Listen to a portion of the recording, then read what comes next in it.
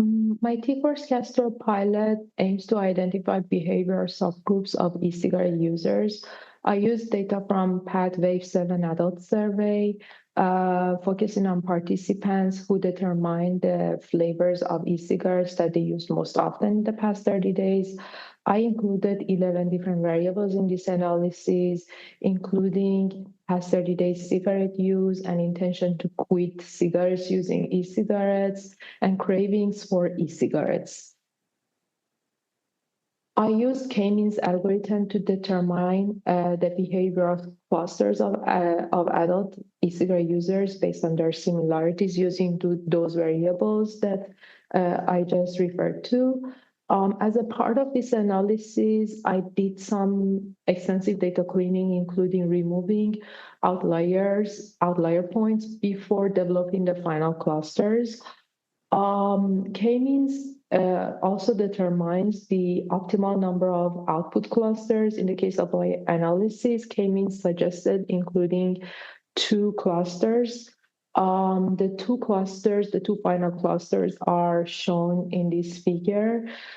To give you an overview, people in cluster 1 were mostly younger female who mostly did not use cigarettes and mainly used fruit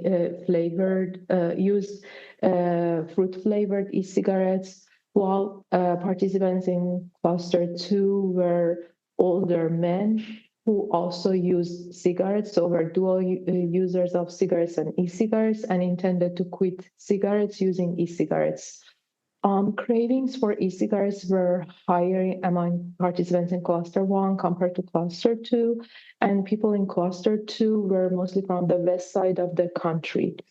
Not all the variables that were included in the analysis were significantly different between the 2 clusters.